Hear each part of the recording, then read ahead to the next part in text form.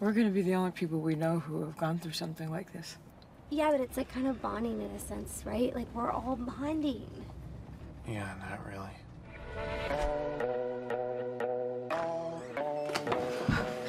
What happened here was a terrible accident, and I don't think we should let it ruin the rest of our lives.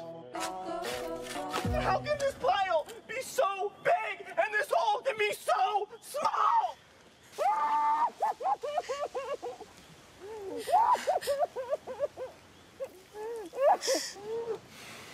Let it out. Let's go. I've been kind of having a hard time, like, readjusting to everything. I keep having this feeling like everybody knows what we did. You know, we still have to figure this out together. There was a body found right near my aunt's house in the woods. Do they know who did it? If they identify the body? I don't know. Wait, why are you asking so many questions? Because murder makes people naturally curious. Agnes? Whoever sent these knows what we did. Maybe it's Chantal. She sent those to me. She's trying to seduce me. There she is! Duck down!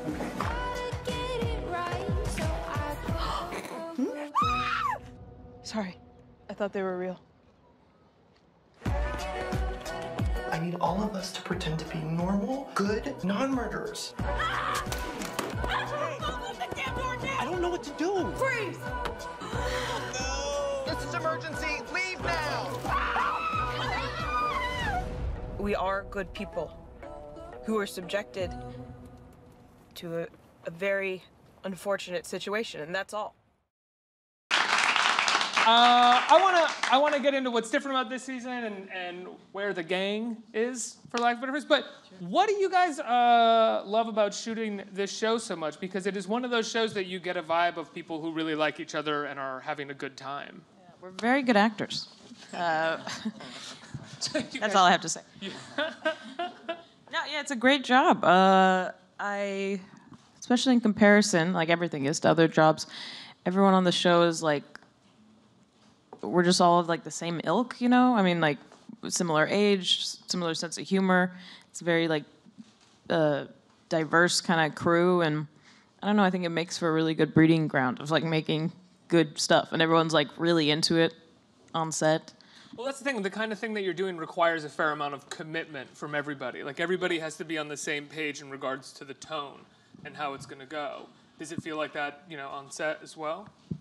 Yeah, and I mean, we have a lot of discussions on set, too. So on all the big scenes, there's normally like a big discussion, like in real time about where we are in the script or what are the stakes and things like that. So, I don't know, it always feels pretty collaborative. I think especially on this season too, because as I was saying before in the green room, it feels a little bit darker. Like the sort of the dark element of the show has been pushed a bit further since of what happened at the end of last season. I don't know. Can we talk about the plot of last season, or just assume that everybody here has seen it? We'll just do that. We could assume. We'll just assume that someone gets the sex change. That does happen. That got cut out though. It's a surprise. Yeah. Well, at the end of it, there's a murder. And yeah, it sets the tone. I think that was something, especially coming back to shoot the second season, we were all like, okay, now this happened. Where are we at? You know, where are all our characters now? Whereas the first season, we had the idea of where we were going, kind of knowing that Chantal was hiding for no good reason. And it set the tone for all our characters, how to work and interact. And then now with the murder, starting off like straight from that moment in the second season, all the characters, you know, Portia doesn't know at the top of it, and it kind of just sets the tone for the whole, you know, for the rest of the show. And so everything is definitely more amped, and circumstances are very shifted. Everyone's desires are different now, and everyone's fears are different. And it's tricky, but that's what we like made sure to talk about each step, because it wasn't as simple as the first season was. Right, whereas the first season was kind of like this exploration of narcissism and like a main plot thread that, what was funny about the main plot thread was that it almost didn't really matter that much. It was born out of their own narcissism. And now someone's actually dead, and the question is whether or not they're going to get caught and how they're going to deal with it. Right, which was like part of the fun of season one, is that you don't ever know what the stakes are. Yeah. Because like, is this even anything? Is this real? You don't know until then, where the stakes become very real, and then season 2 is just all about dealing with the very real consequences of this situation. Your character's not dealing with them well. I don't know No. if any of the characters are dealing with them that well. Yeah, my character's not really dealing with anything well, you know. How is that to play? Is that fun? It's very fun, yeah. I mean, a lot of the humor is just me freaking out, which is very fun, or getting yelled at, or, you know, the butt of the joke. So it is very fun to play. It's hard to be low stakes all the time, and you know, you try not to be like one note when you are just constantly, you know, getting like reamed at, you know. But it is very fun to play. John, did the creators of this show write the character for you? Did they know you beforehand? Because I can't imagine this character sort of existing without who you are and what you bring to it. Mainly the height was really drawn in. Yeah, That is true. If it's a shorter person, character. I'd be weirded out. Yeah. I think Charles and SB said that when they wrote the pilot and then they cast it, and it was kind of shot like an independent film with this company, Jax Media, before it was like sent to networks. And it was kind of the first of its kind that did something like that, where they were able to make the pilot exactly how they wanted it, the creators. So they cast all of us, and then we had this like really fun like long table read where we kind of talked about characters and like lines, and then they kind of wrote it around all of our, because we all have very specific personalities and styles and tones and stuff, and yet all really work well together. So I think since then, you know, since the pilot after we shot it, they really wrote for our voices and our sensibilities and even like things that we say. And it's not like harsh on the thing. It's like we bring ourselves to, you know, the characters kind of. Does it feel like they've written sort of for you going into this new season, because your character has kind of a big challenge in terms of what she's facing with this season? It's a completely different sort of emotional journey for her. Yeah. I still don't know if I fully got there, but I did my best. Yeah, I think that, again, we would always like talk about it, and when they were writing the second season, I would like go in the writer's room and talk to them about it, like, because before she was so convinced of something, so she always knew what she wanted, which is kind of like the main target for any, you know, actor or character, is just like, I know what I want. So even if she questioned everything at the end of the day, she's like, this is what I need to get. And this time it's like she got what she wanted, and it was nothing similar to what she thought it would be. So she's questioning everything. So anxiety and fear start to set in a very different way. She's having that kind of dilemma of whether or not she wants to get caught or whether or not she wants to kind of move forward, it feels like. Yeah, and the fear of like pretending to be someone and being like, I'm this person, and then completely acting differently, which I think a lot of us relate to in all different, you know, variables and scales. But it's hard to be the thing you want to be that you say you are, you know. Yeah. I don't want to spoil anything for this season, but I mean, from where I am in it, you have a pretty ridiculous sex scene, John, in the early episodes. Yeah, that one was good. Yeah, what was it? Got a handful of them this season. Yeah, A my handful mom's of them. gonna be pleased. I'm just kidding. I guess my grandma tried to watch season 1, and in the very first episode, we have a sex scene, and my grandma just said, I don't think I like John's show very much. So I already lost a viewer. So I'm hoping to lose a few more with these sex scenes. But yeah, I have a couple this season. That's such a spoiler. I'm sorry. I know the fans wanted First it. season, you know, John got so many fans.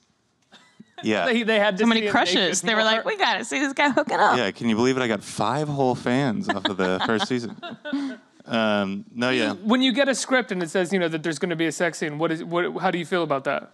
I mean, it's not a huge deal. At first, I'd see if it's funny or not. You know, it is a comedy, so The sex scenes are usually very funny. Yeah. well, I mean, there's something so sweet and sad and about our sex scene in season 1 that, like, I love, and people really, like, hate it, and they think it's, like, a nightmare, you know? But it's, like, I feel like that is a very real scenario. Like, people do have sex like this. It's very sweet and sad. It's also bad, but yeah. It's not great sex. Not great I'm not like, sex, I'm but not there's like I something do sweet about it, you know, but, you know, there's, you know. But I guess I looked at these ones and I was like, is this a comedic sex scene, or is this like a very serious one? It's supposed to be sexy, you know. So Supposed to be sexy. yeah, approach the one you're talking about is not supposed to be sexy. But There are ones that you would approach as if they were supposed to be sexy. I can't tell you that. In the script, they go, "This one's supposed to be sexy." They really have to spell it out for me. Sexy, A sexy sex scene. you know. A sexy sex scene. A funny And then they sex just scene. write sex, sex, sex, sex, sex, sex. I'm in there hamming it up. Oh, my leg, you know, or whatever. But no, yeah. How do you approach them differently? How do you approach a sexy sex scene? Oh man, a lot of prep, A lot of a warm-ups. lot of oils. I'm just kidding. That's Push-ups. gross. Push-up. Yeah, somebody was like, "You can do some push-ups," and I was like, "That might be a good idea," but I didn't do it. You didn't do it? No, I was like, that'll look so lame if I'm like trying to get swole right before the sex scene. I hear about actors doing that all the time. There was Yeah, even when it's not a sex scene. I've Yeah, been with there actors who are like doing jumping jacks or like push-ups on the floor. there were all Yeah. these stories from Community and that Joel McHale. He's been on the show. Not me. I'm just That kidding. was I me. have no idea. Who he would do push-ups before every take, like 50 push-ups. He just was like obsessed with doing push-ups before takes. I would do squats sometimes and like jump and run in circles in the last season at the end when it's like really hyper adrenaline. Keep yourself. Yeah. Yeah. So that makes sense. The other one's just weird. What's the toughest part about shooting this show? I feel like you guys probably move pretty quickly for a TV show, or does it feel like any other TV show? Been on so many TV shows. No, it's we moved. End of an infomercial. I've been on so many TV shows. Hi, I'm Alia Shawkat. And many more. We do move fast. We do a lot. But I feel like that's how TV works, and something about being in New York makes it feel super fast-paced too, because you have like maybe 5 locations in a day, and you actually make it. You do all of them. I feel like in LA, if we have 2 locations, I'm like, we're never gonna get there in time. But yeah, we're doing like, up to like 12, 13 pages a day. And they're like big scenes. And you're like, right, this 2.5-page one, this one's before this happens, and this one's after all that shit happens, and then we change back. Like, it's a lot, but I don't know, I always feel like very aware of what we're doing on this show. They're all very, excuse me for a lack of a better way of putting this, but they're all very written scenes as well. It's not like 12 or 15 they're very pages tight. on like SVU or something where your lines are like, he went over there and I saw him and that's the end of it. You guys actually have these like almost like theatrical dialogue, like scenes with For each sure, other, and there's actions written into them too. It's very, like, I feel like even though it's very modern and their writing is very sharp and very present, it's like present day, it has an old-fashionedness to it, like a play. Where it's very much like, and we decide the blocking and stuff, but there's still a very specific, it's very clear when something changes in the scene. Information's given. What? But now this happened. Like, it's all, and in that way, it's kind of like noir-y. It's like very big reactions to stuff. I feel like that's one of my favorite parts about the show is that it's a pretty classic story, and the stakes in season 2, and they just sort of layered it over this satirical millennial culture, which is really cool. And I think I've talked about it before, but in season 1, there aren't a lot of cultural references, minus you see the phones and, you see the outfits. But I think the only actual reference is to Patricia Arquette, which John Great show. said. Yeah, I think that was written. Yeah, I think it was written too. I always thought it was improvised because John's so funny, but it was written. It was cool. How much do you guys, John is an improviser, do you guys improvise a lot, like when you're on set? Yeah. Because the show is so tight, I wonder if it's one of those things where you can improvise a little bit, or if you really have to kind of get to the beats. Not in the way that where it's like we do the scene and then afterwards we'll rattle on for like a while, or it's like sometimes we'll add an ending to something, but just keep talking Put and a staying in button the on scene. Yeah, put that button on it.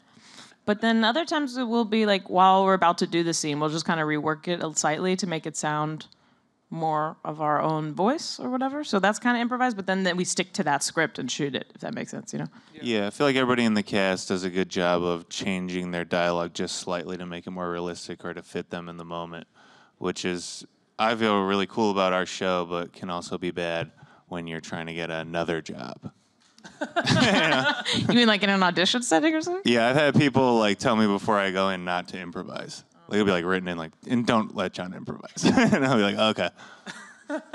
And you can't, do you not like not improvising? I don't know. I like improvising a lot. So. And life is improvising, right? Oh, yeah, that's true. John's very good at improvising. I like improvising, yeah. I didn't know this, but I was just looking at IMDb because that's the one thing that I have to do before I do these interviews. Yeah, you have IMDb Pro? I did. I got rid of it, actually. Let me ask you, what's your star meter?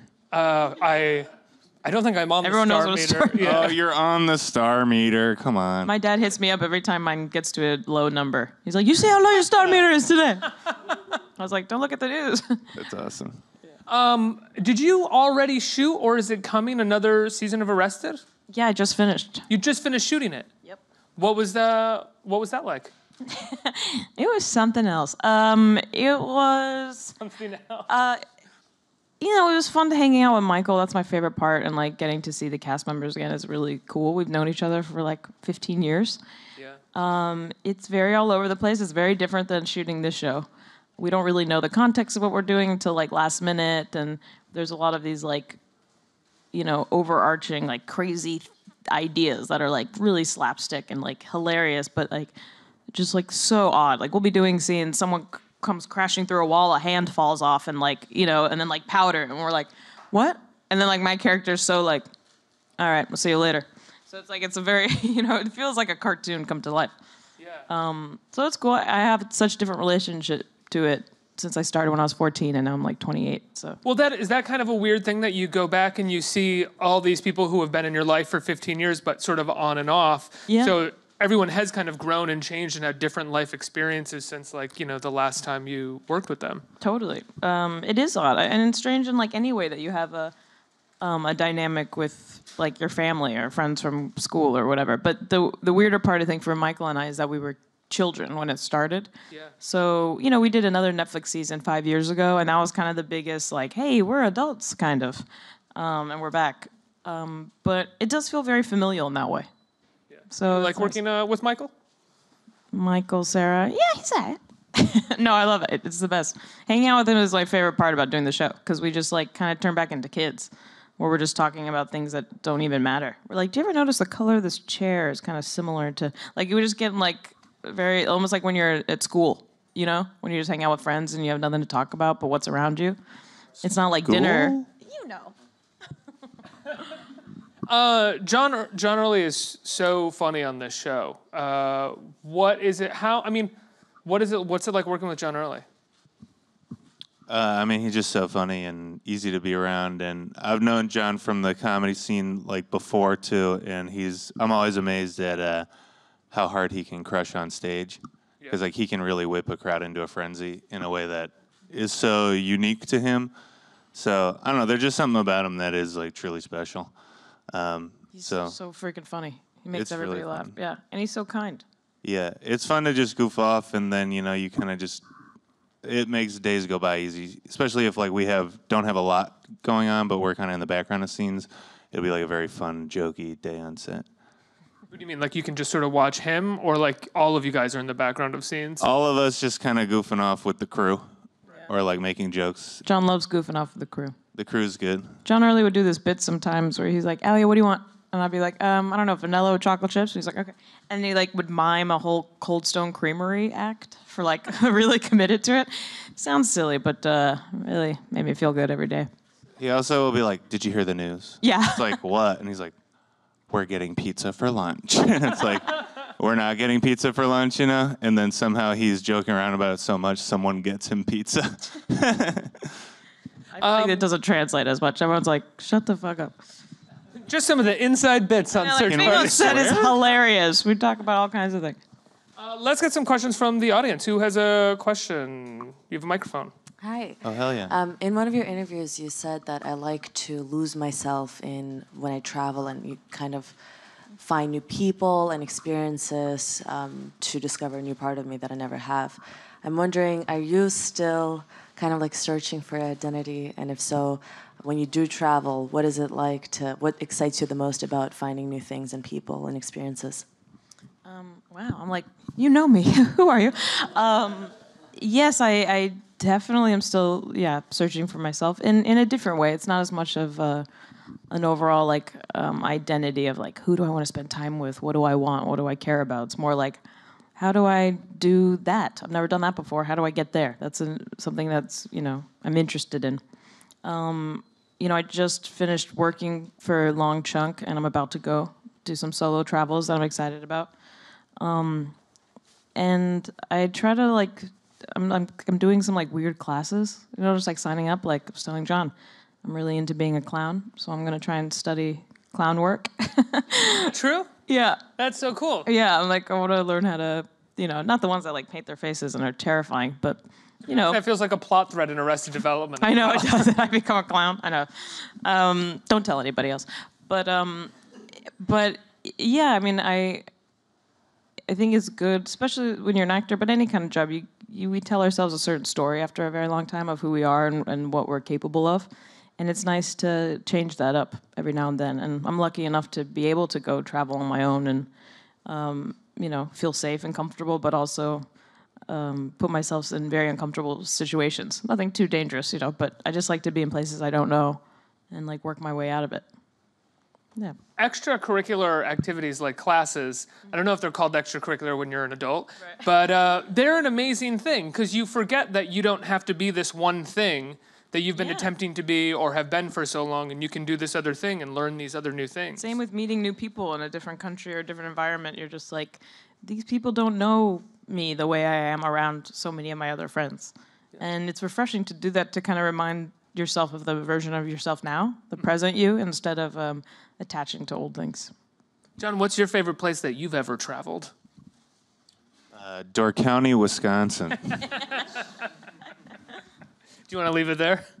Sure. I mean, I also It's true. It is true. It is true. I also love Mexico City. It was like a total blast. But what was it? What was it about Dark County, Wisconsin? Oh, come on, Door County. Door County. I don't go to Dork County. I said dark. What are you not from? Dork. Dork County? Dork County. Like getting roasted on your show. You invited me. Baller roast there, Dork County. Yeah, Dork County. Okay, next. Yeah, Door County, Wisconsin. Yeah, it's just northern Wisconsin. It's on Lake Michigan. Oh, cool. Yeah, it's cool. Next question. Hey. So both of your characters in the show sort of play conspiracy theorists. You're like chasing all these leads and you're not sure where they're gonna go. In real life, are there any conspiracy theories that you entertain, or at least you don't have to fully believe them, but are there any that you kind of enjoy? I mean, I believe in aliens, but sometimes you have to like talk about it with people like, yeah, imagine, right? So I feel like in that way, like I love talking. And then there's people, it's weird because it's like I definitely believe that they're aliens, but then I'll talk to some people who are like way too into it and sound like conspiracy theorists. I'm like, you're giving us a bad rap. Just be like, yeah, of course they exist because it's impossible for there not to be other like living beings in this planet. But I mean, in the universe. But when people get a little too into it, then I'm like, okay, you're embarrassing yourself.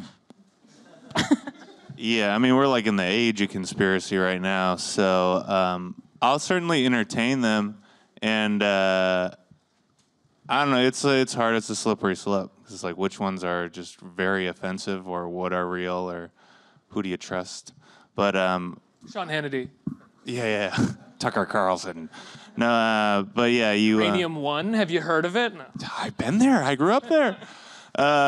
Yeah. So that was all. I'll entertain them, but yeah, and I also believe in aliens. Same. Yeah. Statistically, it's impossible for there not to be aliens. Yeah. Yeah. I think we have time for one more question. Hi. So I got to see some of the episodes from the new season a couple of days ago, and it was really funny and some like outrageous moments, but there were also some kind of like serious moments in the show, even though people were still laughing. Did you know when you're in those scenes? Do you know that they're meant to be serious, and do you push those differently than any of the other like more like crazy moments besides the sex scenes? Yeah. Those are always serious, no matter how funny they are. Yeah, I was just kidding. Yeah, I feel like it's good not to polarize scenes too much by being like, this one's serious, this one's funny, you know? But naturally, when you read it, something seems funny and something feels a little more grounded. I feel like on this show, which is really fun, at least for my character to play, is like, and I think most of our characters in this season, is that you have to take everything seriously, like in the setting of the scene, you know? So no matter what's happening, it's serious to the characters. Because it's not funny when people are like laughing in the scene. You know what I mean?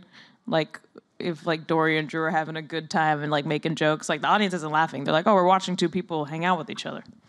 But if we're like yelling at each other because we're like, I can't believe you did this and did that, then it's funny. Because when you're watching us, you're able to be the outsider who's like, look at these fucking idiots, you know?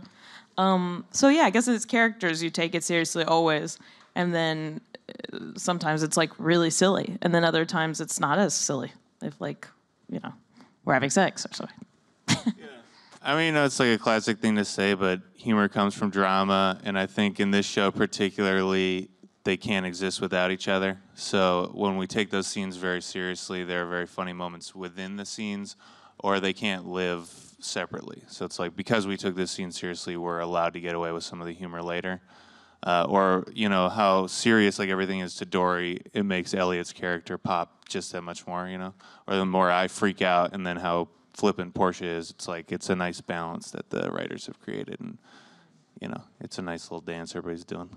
A lot of the praise last season, and I think with the people who created their show, their film Fort Tilden prior to the show, is sort of praising it for critiquing or satirizing millennial culture. And I was wondering how you guys always felt about hearing that, like whether or not it is a critique or a satire of specifically millennial culture. I think when I saw Fort Tilden before we worked together on this, that one's definitely more mocking millennial culture, but even so, they have this really graceful tone where it's like they're mocking it, but without it being very on the nose. You know, it's not a direct way of being like, look at the guy with the funny mustache and like the fancy coffee. It's like they're making fun of those people's like desires, if that makes sense, and like their patterns and how they are as humans. So Search Party is another, you know, version of that where it's like, you know, you see the pilot and they're pretty unlikable characters, but you're kind of laughing at them. You're like, oh, they're so vapid and silly and tweeting and all this shit. But you get to know why they're kind of like that, you know, and it makes you understand them. It doesn't make you necessarily like them right away, but they become likable because you understand where they're coming from, like everybody. And any character, you like them the more you know about them.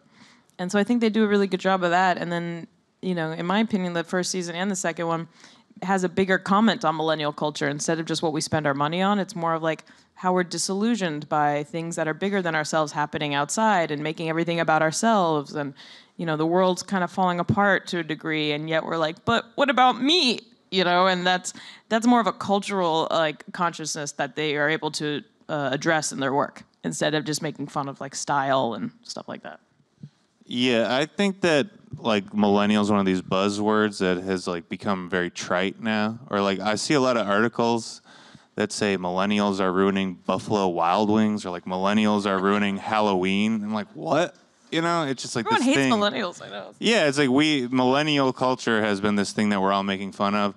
But I think it is just, like Alia said, like a now cultural thing. Like my mom spends more time on Instagram than I do. Yeah. You know, so I think it affects everybody, yet somehow millennial has become this thing that is like synonymous with like left-wing culture or like something like that. You know how it is. I mean, it's such a divisive time right now. So it's one of those things like the word millennial feels, and even critiquing millennials really feels incredibly trivial since like last year. I know. Like and the whole idea is like we cared about that? Totally. Yeah. And people who are youthful, but they're vapid. And I'm like, have you talked to any of these people that actually are technically millennials because of the year they were born, but that are like more adjusted and open-minded than you ever have been? You know, not you, Ricky, I just mean in general. We like you, Ricky. And you know we talked about it. Yeah, we like you. But also, like, you know, show me any youthful generation that wasn't vapid in their youth. Not judged by an older generation. Yeah. Totally. Yeah. Guys, I love the show. I have to let you go. It returns this Friday, right? Sunday, the I 19th. was getting my dates wrong. Yeah, and it's really good. 19th. Which is nuts. You like TV and have time. I'm just kidding, but it is really good. Yeah. No, it's wonderful, and it's darker. The stakes are higher, but there's still, as we saw in the trailer, like a ton of really great jokes and wonderful sex scenes featuring you, John. Some funny ones, and sexy ones. Guys, give it up for them in Thank you, Search guys. Party Season 2. Thank you.